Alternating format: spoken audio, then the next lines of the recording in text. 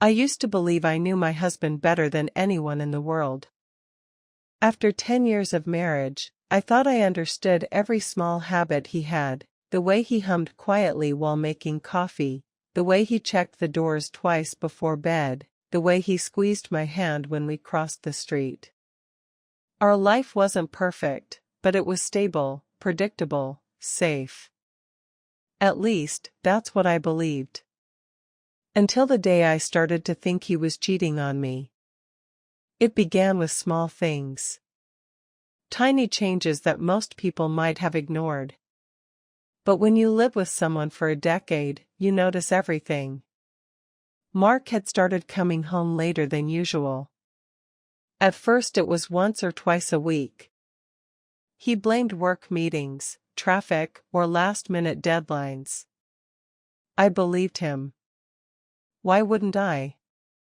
Mark had never given me a reason not to trust him. But then it became every night. He stopped eating dinner with me. Sometimes the food I made sat untouched on the table until midnight. He also started guarding his phone. Mark had never cared where his phone was before. It would lie on the kitchen counter, the couch, the bathroom sink. But suddenly, he carried it everywhere, even into the shower. One night I saw his phone light up while he was in the bathroom. A message. Just 2 words on the screen. Miss you. My stomach dropped so suddenly it felt like the floor had disappeared beneath me. The sender's name wasn't saved.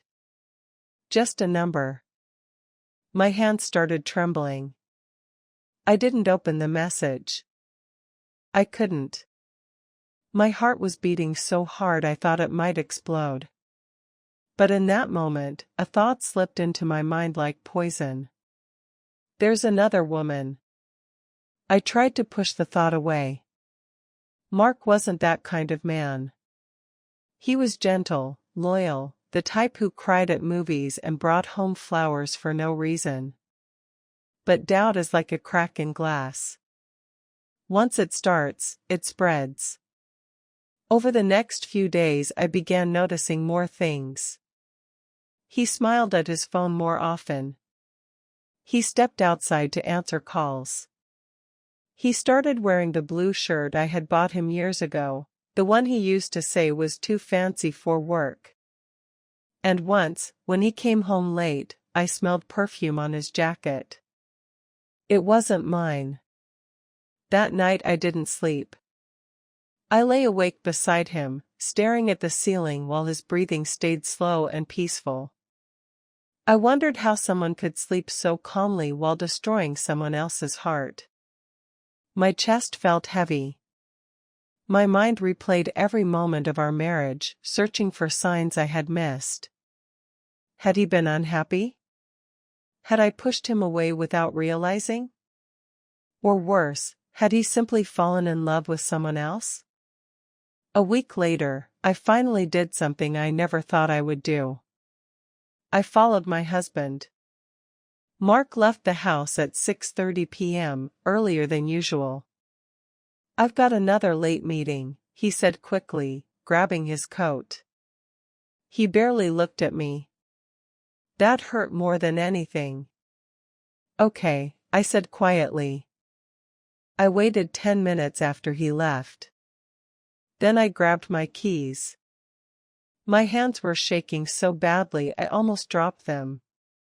The drive felt surreal.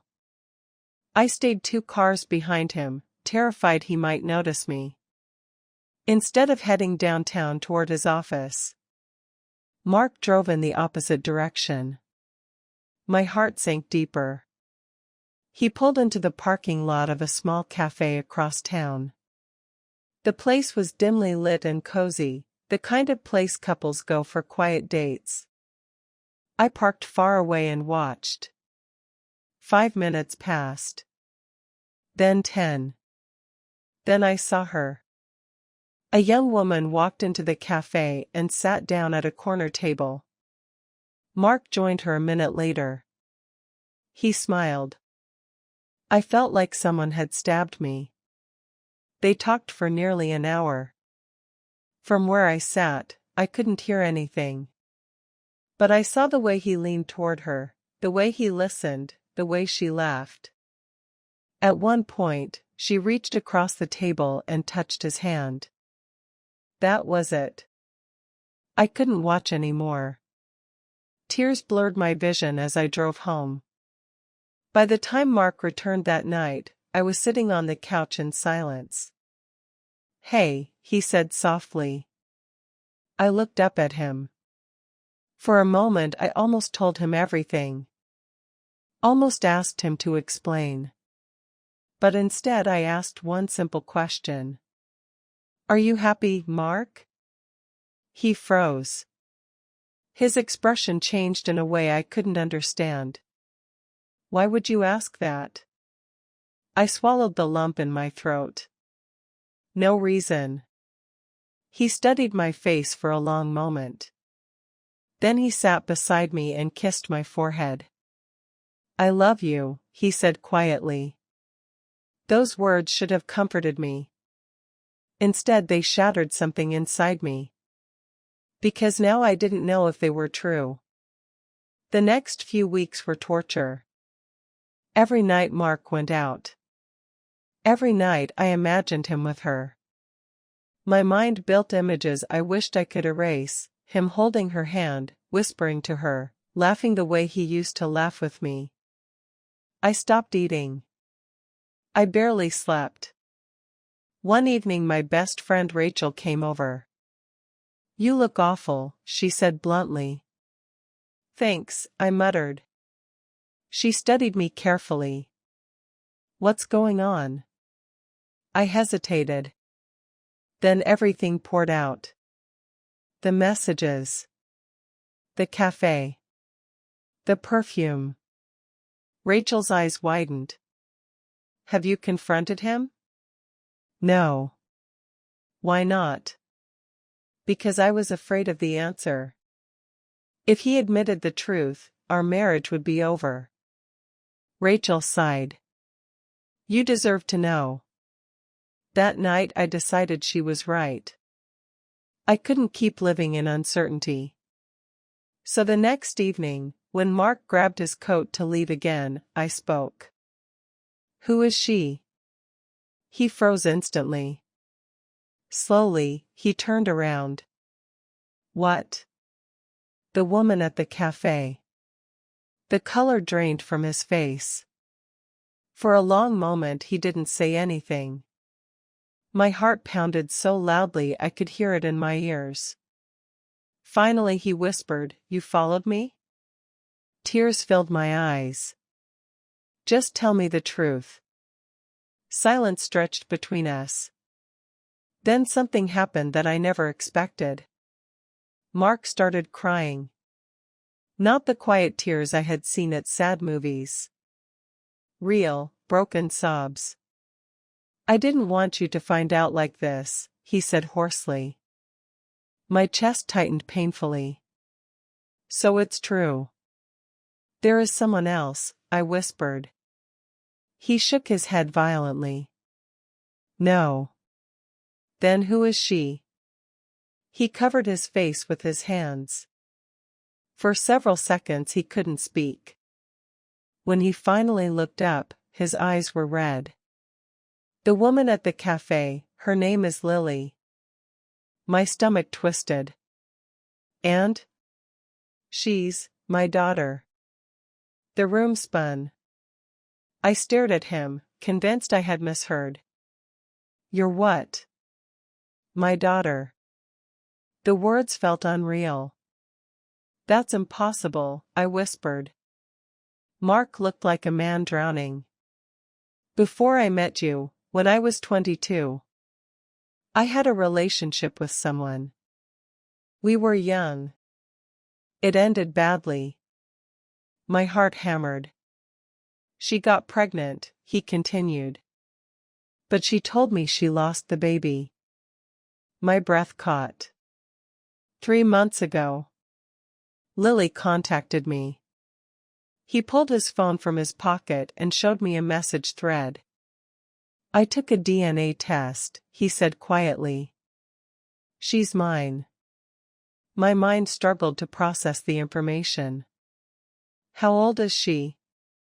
19. 19.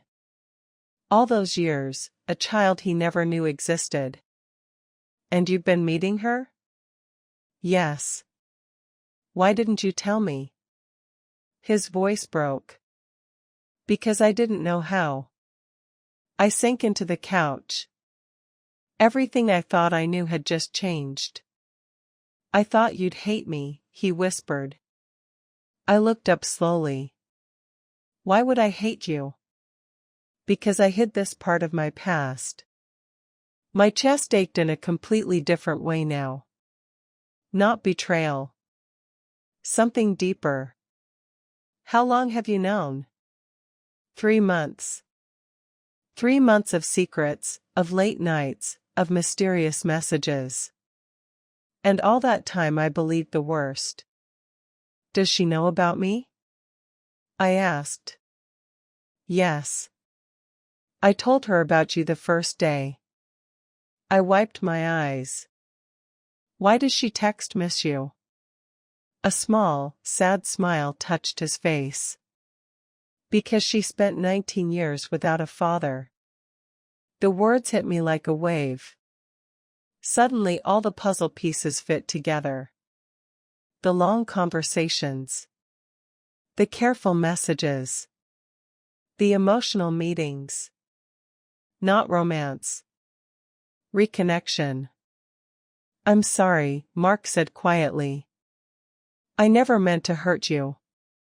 For a long moment neither of us spoke. Then I asked the question that had been sitting in my chest. Can I meet her? Mark looked stunned. You want to? Yes. A week later we met Lily. She was nervous. I could see it in the way she twisted her fingers together. But she also had Mark's eyes. The same warm brown eyes. We talked for hours. She told us about her childhood, about growing up with just her mother, about the moment she discovered who her father was. I wasn't sure if you'd want to meet me, she told Mark. His voice shook. I've missed 19 years of your life. Then she turned to me. I was afraid you'd hate me. My heart cracked. I thought you were stealing my husband, I admitted softly. Her eyes widened. Then, unexpectedly, she laughed. I was just trying to find my dad. By the end of the night something incredible happened. We didn't feel like strangers anymore. We felt like something else. A family. Months passed. Lily visited often. Sometimes we had dinner together. Sometimes she just came by to talk. One evening I watched Mark teaching her how to cook pasta in our kitchen.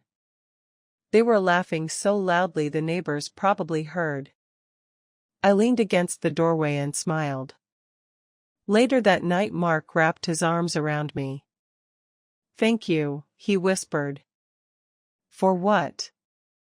For giving my daughter a chance. I rested my head on his shoulder. I thought you were having an affair, I admitted. He chuckled softly. Instead you got a daughter. I smiled through my tears. Life doesn't always break your heart the way you expect. Sometimes the truth hurts in ways you never imagined. But sometimes it also heals something you didn't know was missing.